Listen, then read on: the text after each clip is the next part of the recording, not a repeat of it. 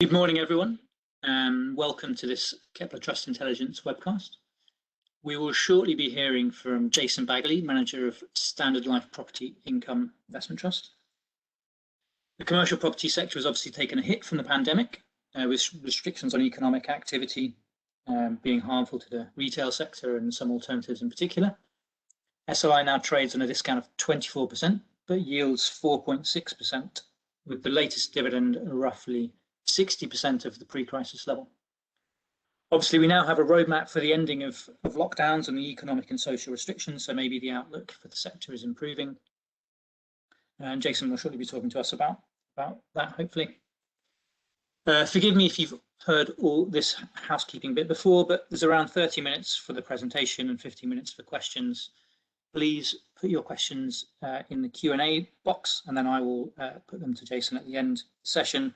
Again, I do apologise if we don't get to all of them, as we have a lot of people on the session, and we'll do our best and put them to the manager if we don't. So I will now hand over to Jason. Thank you very much. Much appreciated. Good morning, everyone. Delighted to be talking to you on a virtual basis. Obviously, missing the tea and biscuits and the chat before and after these events. I'm going to talk today a little bit about the real estate market as well as the investment trust. And I'm going to start really with the market and perhaps a consideration as one is thinking about investing into real estate in some of the early choices. I'm going to start with the sort of the elephant in the room, if you like, the open versus closed-ended vehicles debate. Now, I best declare my hand. I am biased. I manage a closed-end vehicle. I do not manage an open-ended vehicle, and I'm grateful for that. Why? Because every decision I make because I believe it's in the best interest of shareholders. I'm not worried about whether or not I have to meet a liquidity request and therefore sell one of my best assets at the wrong time. And equally, at a time of cash coming in, I'm not worried about having to invest when I don't necessarily want to, or indeed not being able to sell assets I'd like to because of a waste of money. I can remain fully invested when I choose to do so and make every decision based on what I believe it is right. I just also thought I might just touch on the sector specialist versus general. And I think that's really quite an interesting aspect at the moment, because we've been talking for the last 2 or 3 years in terms of industrial's great, retail is bad. I'm going to perhaps question some of that thinking in the next few slides. But obviously, if one's going sector specialist, one has to get timing a lot more right. And at the moment, there's a premium to be paid to go into logistics and obviously a discount into retail. I'm going to move on to the next slide. Just get picking the right place. Okay, so why are people investing into real estate? Well, one of the reasons is the attractive level of income that is provided. And this chart just really shows the margin over gilt, and indeed, I put in BBB bonds as a comparable as well. It is at record levels. It is relatively attractive. And that is one of the reasons we're seeing a very large weight of money available to invest into real estate.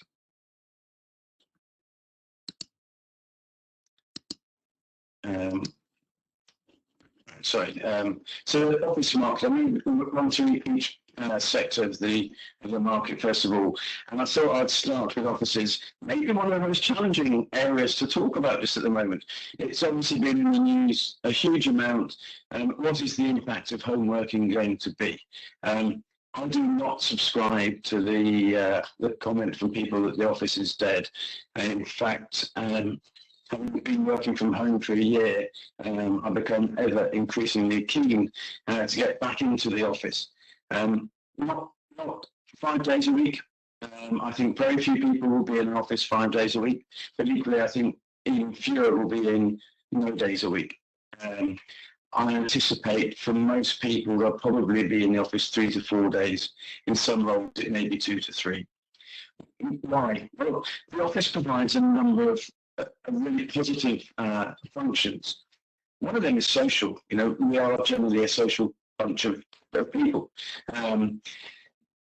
So being able to interact with others is very important. I talk a lot to my younger colleagues. They really feel they're losing out on their development at the moment. So actually one of the things about return to the office is making sure there's the right balance of people in the office. So that you can learn, develop, and that applies to people across the whole part of their career. So one of the things I'm doing, and I spend a lot of time, I chair our office strategic group, is we're trying to think, what does the office of the future look like? How do we create an environment that people want to come to as they have more choice? So making sure that we provide assets where people want to work, where companies want to take space. And I'm going to talk a little bit about that on a couple of my sales, but really it's aligning the interests of individuals, so great environmental performance, great amenity, to make sure that the space is provided a wellness agenda so that productivity is as strong as can be. And I think we're going to see quite a strong differential going forwards between buildings which can meet the modern need of occupiers compared to those which can't. And so, we used to be asked a lot about whether or not ESG added value. And actually now, I think perhaps we talk a bit more about a brown discount. If your buildings do not meet standards, they will decline. The net operating income will decline particularly. Looking at offices for the short term, I think we're going to see more impact of recession and lack of growth.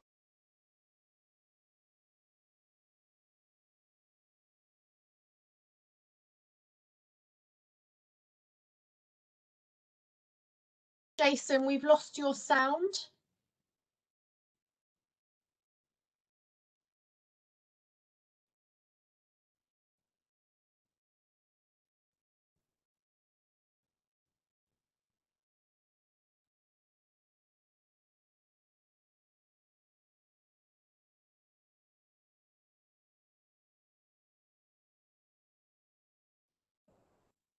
We've lost your sound, Jason.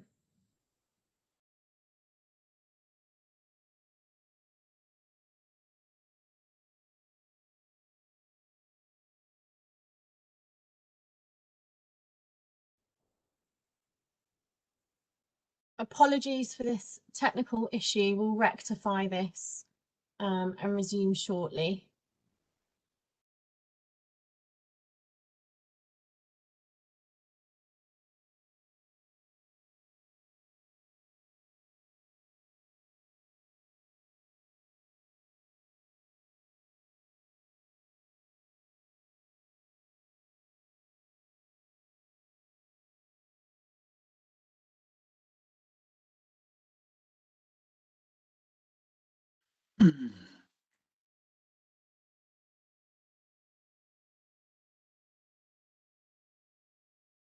Apologies, everyone.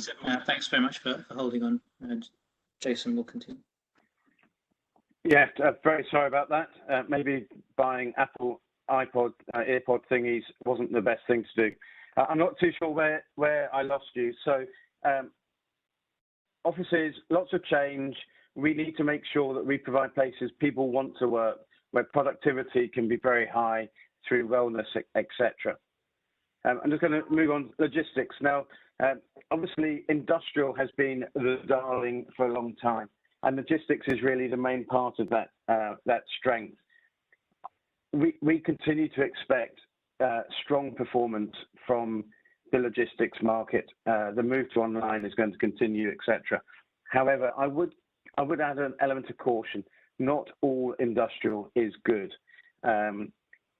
We believe that there's going to be some pressure on some of the smaller multi-let estates, where generally the occupier is the small local business, which is going to be impacted by the economic factors. And although we see the strong bounce back likely in the economy in the second half of this year, I think we've got to be very cognizant that the medium-term outlook is still impacted by both Brexit and the COVID impact on the economy. So just logistics is great. It's a very expensive market to enter, but we need to be cautious that we get the right type of accommodation to meet the strong demand rather than just any old industrial. And equally, the retail market, obviously, its woes are exceptionally well documented and are likely to continue. Fashion in particular is likely to see continued stress, particularly in rental levels for retail outlets let to fashion names. But not all retail is bad. And I do want to stress that. Obviously, we've seen foods doing quite well, but also budget, affordable retail. And if I think about the portfolio we've got, our big focus has been on affordable retail. And, you know, we've had a couple of units where we had a unit let to Pound World. When they went bust, we had three tenants all wanting to take the unit at the same rent. So, you know, if you've got a combination where it's affordable and people make money, there's still future in it. And then I was just going to touch residential, or really beds is probably a better description. Beds could easily take the place of retail in a balanced portfolio over the next 5 to 10 years. It's not something which we've invested in particularly in the fund. We've looked at a couple of opportunities, but it's something which we are quite open to. So now I'm just going to move a little bit more onto the trust itself. So what is Slipit? Slipit is a listed investment company. It trades as a REIT for tax efficiency purposes, listed on the London Stock Exchange. It's got a very simple objective, and that's to provide an attractive level of income, along with a prospect of income and capital growth, by investing in a diversified UK portfolio of commercial real estate. We pay our dividend quarterly. Now, as Thomas mentioned at the beginning, you know, last year was not a terribly easy one for the real estate market, as many tenants couldn't pay rent. We actually collected about 93% of the rent due. That level of rent due we reduced in some cases by re-gearing leases, extending them, taking out lease breaks, etc. But it was a difficult year, and we did trim the dividend. I expect us to be announcing a true-up under the REIT rules, where we perhaps were slightly too pessimistic in where we dividend to in the near future. And we hope that we're going to see a recovery in rental collections coming through quite strongly soon. We also utilised debt. Our LTV is 23%. Very attractive pricing of debt at the moment, although we do hold a liability on the accounts. We mark to market our interest rate swap, and that's one of the things which hit us quite hard actually at the beginning of last year, the movement in the swap rate. So we've got this liability of 3.75 million. That will naturally go to zero on maturity in 2023. So there's a little bit of sort of NAV performance to come through that. And then finally, you know, one of the benefits, I guess, of our structure is the flexibility to undertake share buybacks. We do not see them in this sector as being a way to protect a discount. We don't have the liquidity necessarily to do that, but also we have quite long closed periods, which would make it quite difficult. But we do think that the share buyback program has given us an opportunity to make a sound investment, and that's the basis we're doing it on, buying back our own shares at an attractive discount and pricing. So we get a NAV benefit to shareholders, as well as an improvement in the financials of the company. So we're doing that at the moment. Just wanted to touch briefly on the team. I'm a fortunate person who sort of front slip it up and gets to speak to you. But as you could imagine, within an organisation such as Aberdeen Standard Investments, we've got great support. You know, the research and strategy team provide insight and challenge as one would want. And indeed, we've got a great finance and tax team, particularly skilled in debt, which is important to us. Our debt facility matures in 2023, and we'll be utilising their skills. As well as, you know, specific development skills. Although we don't do much development ourselves, we do some refurbishment of space, and actually having the knowledge of that team can help with specialist work. I've got a great deputy, Ollie, who provides me with the right level of challenge, but he's also brilliant on transactions and sourcing the opportunities. Graham, well, his title doesn't do him justice. He's really my CFO, COO. He ensures that everything runs smoothly so that we can maximize returns through efficient running. And then some brilliant asset managers. These people are on the phone to tenants, building relationships, letting the space, and do a fantastic job. And I'm very fortunate that we've got this dedicated team on the fund. I'm going to just say a couple of words on fund performance. 2020 was not a good year for us, and that underperformance was all in Q1.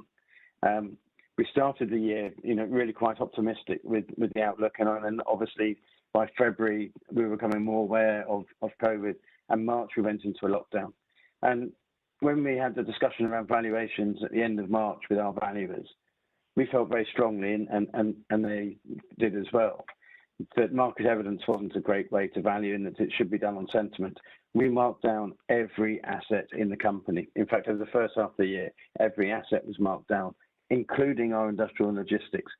Now, you can see we had quite strong performance at the back end of last year as that was unwinding, as we perhaps reacted a bit too hard, and many markets have remained more resilient maybe than expected. And so we're sort of closing the gap of recovery from how our portfolio compared to the market. And over the medium term, so 3, 5, 10 years, we retained strong performance, and we look forward to returning to that shortly. I mentioned right at the beginning about sector allocation, and we've been running a relatively high exposure to industrial for several years. It's actually just dropped below 50% following some sales, which I'll come on to. We've got a 12% exposure to retail. It was down at about 8%, but during last year we bought a B&Q retail warehouse, which we think is exceptionally attractive. A very good yield, 7.5% income yield. We let for a long time to a great covenant who can continue to pay their rent, but also the asset actually, if it did come back to us in 11 years' time, would be superb for urban logistics. As I say, our retail, we trimmed that about 5 years ago to focus on affordable retail warehousing. And then our office portfolio, it's about a third of the fund. I guess that will be trimmed over time. I think the more important thing is about the quality of the assets in there, not necessarily the weighting. And then our other, we've got a data center, which obviously has been a very strong performer. We've also got some leisure, which has struggled over the last year. I'm not really going to go into the regional allocation. I'm not worried by region. I'm much more worried about having a building which works for occupiers, wherever that might be. Now, ESG. I often have debates as to whether or not we should actually have a slide about ESG in the presentation, and whether it should be the first slide or where it should go.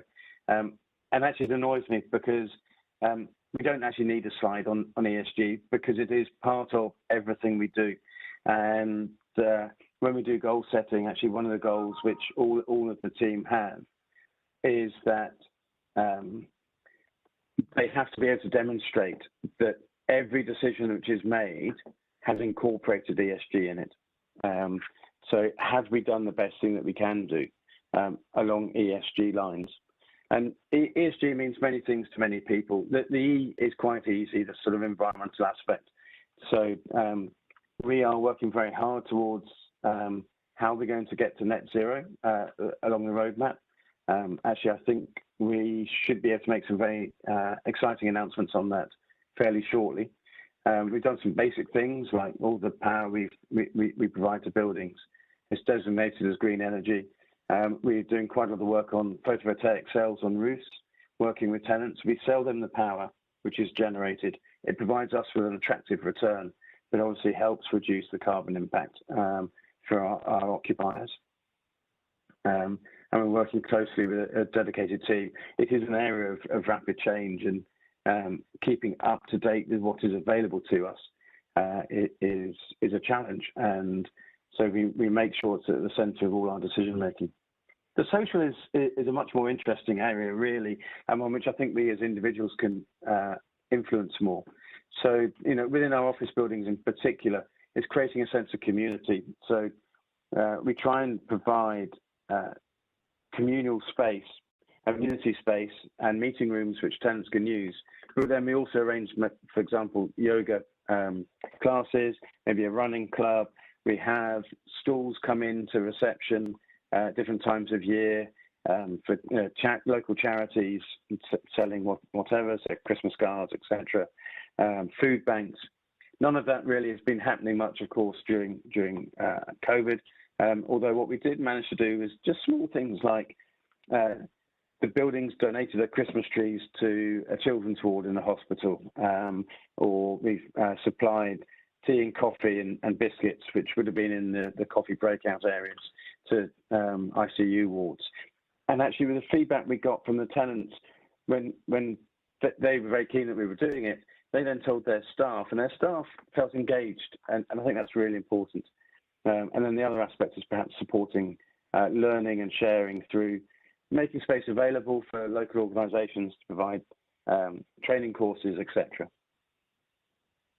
And an example of some of the stuff we're doing in the ESG area is the photovoltaic I mentioned earlier. So this is a scheme we've put in place in Bedfordshire. It's on the roof of a large industrial building. It's actually flour production and packaging. So they're quite a high power usage. This is the largest PV installation ASI has done in the UK.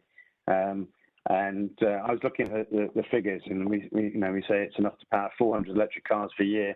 I guess this year you might be able to say it's enough to power about 1,000 electric cars because no one's going anywhere. But I don't think compliance would allow me to put that in. So what have we been doing in the fund? I guess one of the questions I got asked the most earlier on in COVID was, how are you changing the portfolio for COVID? And for the first 6 months at least, my response was, I'm not just now. We're in the depth of a crisis where there's poor liquidity, there's lack of clarity, and we liked the assets we had. As we've learned more, we've developed our themes, and we have started to transact. We do take a very active approach on this fund, relatively high turnover.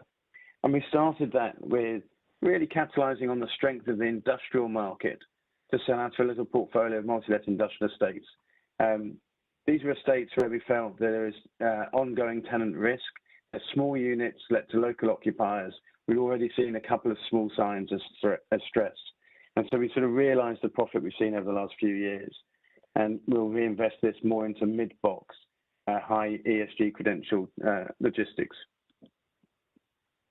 And then we sold a small office building in Derby, and we've got a couple of other similar type of assets under offer at the moment. They're not bad assets. They've done a great job for us. We quite liked owning them. But if I look forward to, say, 5 years' time, do I think that I can provide the quality of space that people are going to need? And in the case of Derby, yes, I could do, but the cost of doing it was going to be too great for the rental profile in Derby. So whilst there's strong demand today, we decided to take that and sell it. And then Smith's Toys, not a bad occupier, not a bad unit, in not a bad location, but the rent, we'd re-geared the lease, and we'd reduced the rent to £15 a square foot. I can see retail rents going down to £10. And so, we've got quite a few retail warehouses left at £10 where I feel really comfortable. I didn't here. So again, when we had the longer lease, we capitalised on that with an exit. I'm conscious that I wasted a lot of my time by not having a speaker working. So I'm proud to say we're arriving to a summary more or less on time. 2020 was obviously a really strange year, and I don't think 2020 should drive our thoughts particularly, but it really has helped make us realise the acceleration of trends which were already in place. So we continue to take an active approach to managing the portfolio. What I think is really important is that we ensure we own assets that people will want to occupy. So it doesn't really matter whether that's a retail unit, it's got to be affordable, or an office unit with great amenity, etc. So lovely shower facilities, encouraging people into the building. We need to make sure that the portfolio will continue to serve a need of occupiers to generate a reliable and sustainable level of income. ESG I talked about, central to every decision we make. I really do believe that the brown discount is going to be very real, and it is only by having operationally efficient buildings that the tenants will continue to pay decent rents. We're relatively optimistic. It may not have sounded it the whole way through, but we're taking quite a cautious approach in the short term to risk. And so we'll be continuing to make sure we've got sustainable income. I hope that's given you an overview of Slip It, and I think we're now ready for questions. Thanks very much, Jason, and thanks for struggling through tech issues. I'll try and go through these more or less in the order that they arrived. We do have plenty of time, so please do keep your questions coming. So we've had a question around the amount of money being raised in, particularly going into the logistics sector at the moment. Do you have thoughts on, is it difficult to find investments at a good valuation in that area? Yeah, so it's an area where lots of people have wanted to be buying, and pricing has really become quite keen. Actually, one of the things we're doing at the moment is looking at funding some speculative development where we really believe the fundamentals are strong. The entry price is more attractive, but we can also drive the ESG agenda on those new assets to ensure that we've got best in class, so that although the entry price is keener than we would have paid 5 years ago, we'll have a quality of asset which we can really believe in. And someone has highlighted the recent purchase of RDI REIT. So perhaps in the other end of the market where there are large discounts to NAV in certain REITs. Do you think that M&A activity is likely to be a feature? Yeah, I mean, it's quite attractive, I guess. We were talking about buying back our own shares. Why are we buying back our own shares? Well, because we think they're quite attractively priced. And so you might well see some more M&A consolidation. It's difficult to know where that's going to be focused, where it's going to provide value, but certainly it's something which I think we're bound to see more of. What will be really fascinating is within the very large REITs with large retail holdings, whether or not the deep discounts there start attracting more opportunistic M&A activity. And regarding dividends, so maybe it's a hard question for you to ask, but someone's essentially asking whether you think you'll be able to restore it back to the pre-crisis level, or over what time frame that might be possible. Yeah, so I don't see a rapid return to the pre-crisis level. I certainly see it growing relatively significantly, but actually I think we need to question ourselves whether or not trying to return to the pre-crisis level is correct in this very low interest rate environment. Can we continue to pay that dividend? And indeed, I think the comments I've been making about the changes, the structural changes in the market, mean that we need to make sure we've got the best quality asset appealing to occupiers, and that may mean that we get back to a 90% rather than 100% of the past. That's not a guide, by the way. It's not a suggestion, but that I think we just got to be careful about assuming that everything's going to return to where it was before. Perhaps a connected issue. Could you tell us specifically what percentage of your tenants are not paying the rent at the present? Can I reverse that and talk about our level of collection, I guess, which is perhaps slightly different. And we've got, our collection level last year was 93%, so effectively 7% didn't pay. Q1 this year is slightly worse. At the moment, we're around mid-80s, low 80s. As this lockdown's hit a bit harder, that figure will improve. And actually, there's some tenants where I've got no expectation of recovering rent from. Where you've got a hairdresser, for example, we don't have many of small tenants, but then there's no way they can recover the lost income at the time they've been closed.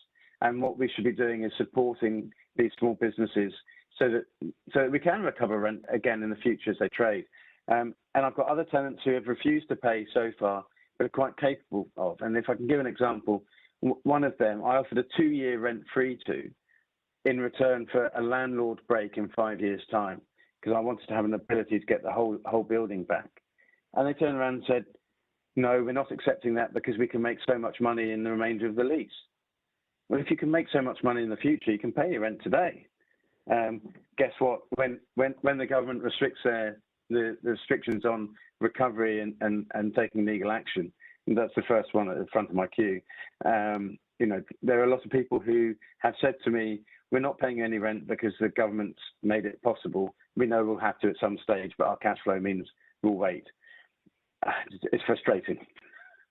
I'm guessing, and you maybe tell me straight out if you can't answer it, but I'm guessing maybe the questioner was asking, what percentage do you think are simply not going to be able to pay? So if you're giving up on an idea of pursuing them in the future, is there a defined percentage where you've just written that off? Yeah, so we made pretty significant provisions in our accounts at the year end. We thought that was the right approach to take. My guess is for 2020, our end out write-off may be as much as 5%. I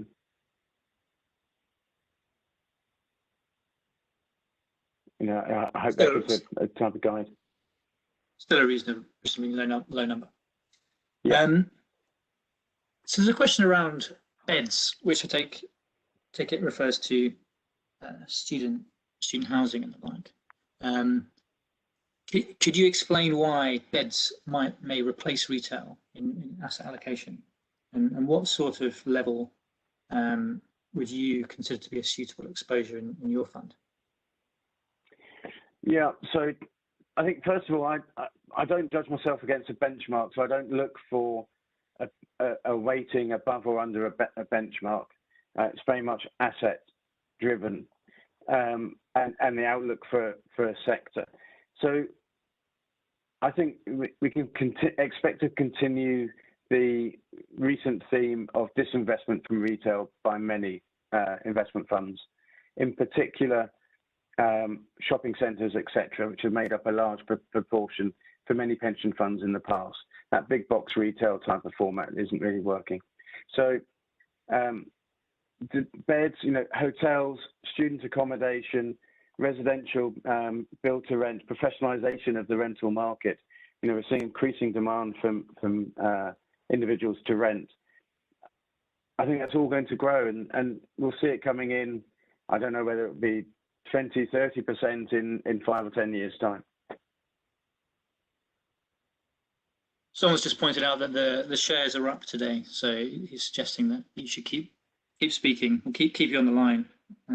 Well, look, thank you, because I have to say there is nothing more depressing than spending a day of roadshows and waking up the next morning with a lower share price. It is really quite soul destroying. We're doing our best. We've got a question around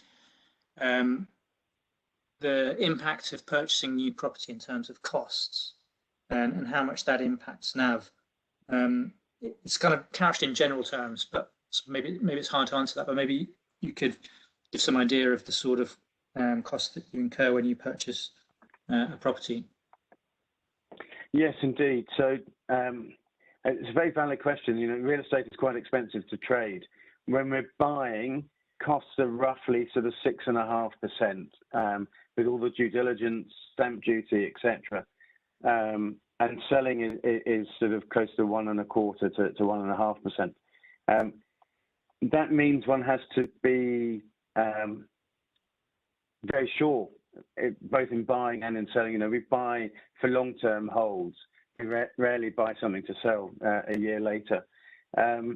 And it's very easy to use as an excuse not to transact. But if I think, a number of my colleagues who still hold too much retail, 5 years ago, they were saying, oh, well, it's expensive to sell, it's not a good time to sell. You've got to make sure that the asset itself is going to perform properly, rather than worrying necessarily about the transaction cost, because the capital fall, the lack of income can easily outweigh the cost of transactions if you don't hold the right stock.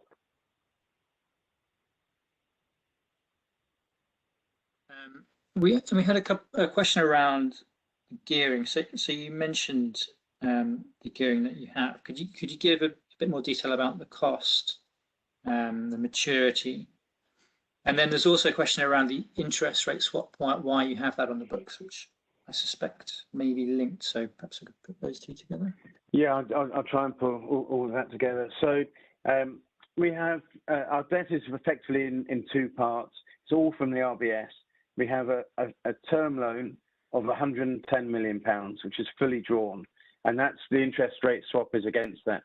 Now, we took that out about 4 or 5 years ago, at what we thought was a really attractive level, and the interest rates are more likely to go up than down, and we've been proven very wrong on that. And so the interest rate, as I say, the liability on the accounts, we mark to market. We believe that's the right thing to do, and that's why that liability is shown in the accounts. The other part of our debt is a revolving credit facility, an RCF, of £55 million. We were about 35 million drawn on that, but at the back end of last year, with the sales we undertook, we repaid that RCF, and that's effectively our dry powder for future investment. Thanks. And there was a question around asset management. I've lost it, but about how you add value and how much value it's possible to add via asset management. Could you give a bit of detail around that? Yeah, so the main area is through how we renegotiate leases. So if you have a fund where most of your assets are let for 15 or 20 years, asset management has very little sort of added value comparable. We've got a portfolio with relatively shorter leases, so roughly half of our leases expire over the next 5 years. And we engage with our occupiers to take out lease breaks, to extend leases, in some cases to increase rent, maybe more in the logistics sector than anywhere else, but to provide us with a more secure income flow, which is reflected in the valuation of the assets. Sorry, I was going to add, the other aspect, of course, is by upgrading assets. So one of the things we've done across our office portfolio is we've provided quite a few fully fitted suites. So effectively, all you need is your laptop and your phone. You can walk in and it's ready to go. We've got a short form of lease which goes with that. So you could actually acquire an office in 6 days rather than the normal 2 to 3 months, which it seemed to take in the past. We're providing, through our asset management, some very attractive space, which is easy and cheap to occupy compared to having to take the fit out costs, etc. And I know you addressed the office sector. There's a slide on that at the beginning of the presentation, but a couple of people have asked if you could give a bit more detail on what the impacts of flexible working will be, specifically in terms of maybe the type of assets or the the areas that will survive the change. Yeah, so I mean it's a fascinating area, it really is. I think we are likely to see occupiers requiring less space. The quantum of that is still quite difficult to understand. It's going to be somewhere between about 10 and 30% probably. And it'll take quite a long time for that to work through. But what type of buildings are they going to want? I've just saw it recently. I was chatting to an occupier, and not one of my tenants, as it happens. And they're consolidating into one building from the two they had before. Their choice was driven by the ESG credentials of that building. So the war on talent, the retention of the brightest, best people, is going to be linked to having a building people want to work in. So HR are very involved in decision making now, not just the finance director. And then location's quite interesting. There was a lot of chat last year as to whether the out-of-town business park would sort of gain favour as people didn't want to travel by train, etc. We don't see that. We still think town centres, city centres, are going to be predominantly the most successful, partly because they are still the easiest to access. People live generally the whole way around a town, and if you want to bring people together, the transport system works best to do that into the city centre. And also the whole atmosphere, the ability for people to socialise, etc., is better in a town centre environment. And that was the gong. There are maybe we've got time for just one more. Someone was asking more about. I know you said you don't look at the geographical exposure of your fund necessarily, but can you give us an idea of if there are any parts of the country where the property market is holding up better, or is it very much a national issue?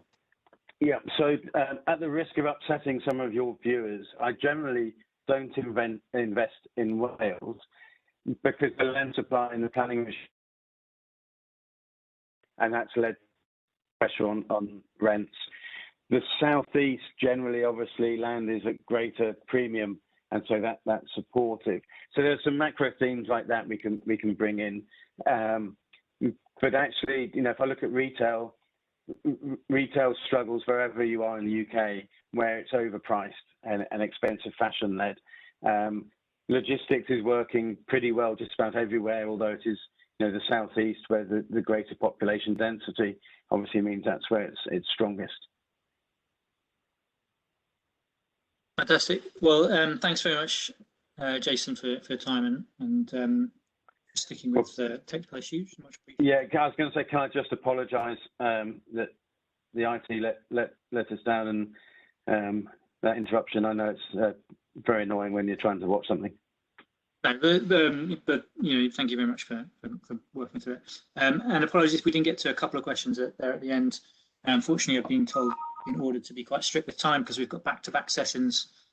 Speaking of which, if you wish to hang on the line, we will shortly be hearing from the managers of Starwood European Real Estate Finance, so another property trust, this time operating in the debt space. Thanks again, Jason. Thanks very much for your time, and thanks for everyone for your attendance. And hopefully speak to you soon. Thanks very much. Bye.